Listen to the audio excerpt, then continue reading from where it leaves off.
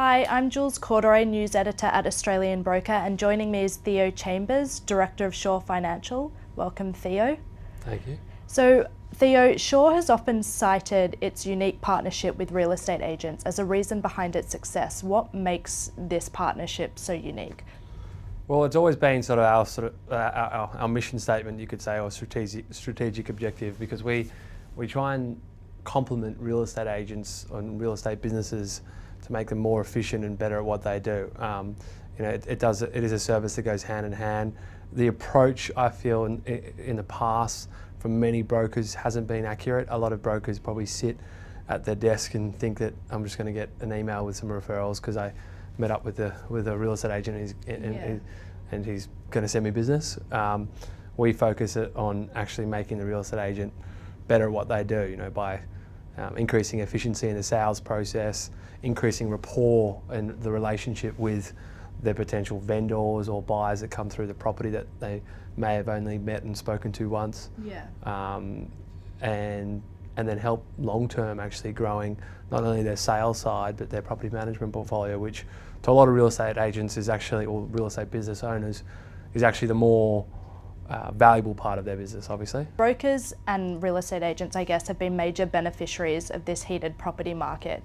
But with speculation that we could sort of see a downturn or it'll just plateau in 2016, how is Shaw going to insure their business if the property market does start to slow down?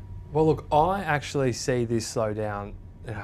Don't get angry at me, but I see this slowdown as a positive thing. I think if we just keep going with the aggressive growth that's been happening the last few years, all that's going to happen is an aggressive correction. A slight slowdown is a healthy sort of economic sort of movement, and I think that if you actually relate things back to an aggressive correction like the GFC, a lot of brokers sees a lot of opportunity in the GFC, and already off the back of all these APRA announcements and the media making all this hype about banks moving rates and whatnot, we're getting a lot more activity with our existing clients wanting to get their attention back onto their finance. It almost creates activity because people thinking, geez, my bank just moved, I didn't see the other banks move. Finance, their home loan is something they can tend to forget about. It can be a stale sort of peace of mind, and all this coverage that the media is getting over all these sort of changes, it's a good thing. Yeah, no, that's a great attitude to have. So what would be your advice to brokers in the coming year? Would it be just to really reconnect with their database? Yeah, definitely. There's the famous line, well, Adrian Smith always goes around from CBA, saying, everyone focuses on acquisition as opposed to retention. I think right now is a great time for focusing on retention. I think that's a mortgage broker's biggest sin across any sort of market they work within, is that not focusing on nurturing the existing clients that they've already done all the work for, and that's also why you're getting paid a trail income, is because you need to be focusing on making sure your existing clients are happy, that you're taking off the burden that might be on the bank to do a lot of the ongoing maintenance as such. Just maybe keeping them up to date with what's going on with all the rates and reassuring them that some people all of a sudden think, oh my God, my bank went up by 20 basis points. We should refinance, we should move, what's going on? Sort of reassuring them and saying, that's not the only bank that's gone up. There's the competitors have moved just in a different time frame. And just giving them a bit of insight and educating them. I think it's our job as mortgage brokers to educate clients, because they're looking to us for advice. Yeah, absolutely. And last time we spoke, you did mention that you guys were trying to sort of expand your business in the sense of like you wanted to get some conveyancers and maybe accountants and stuff on board. What's happening with that, and is this a good time for brokers to diversify their businesses like this?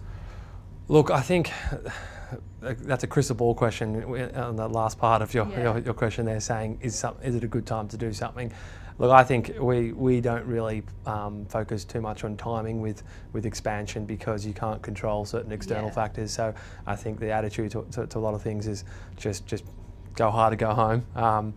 But what we've done, no, we haven't. We take our time with our a lot of our expansion plans. We want to make sure they're right. We haven't found the correct conveyancer as such.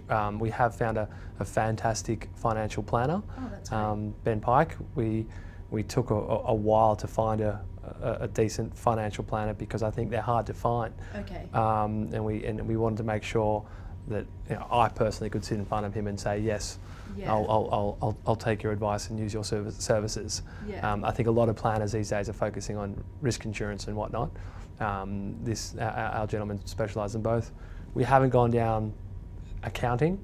There's some liability issues and whatnot there. Okay. We'll get there. That's probably last on the checklist. Okay, cool.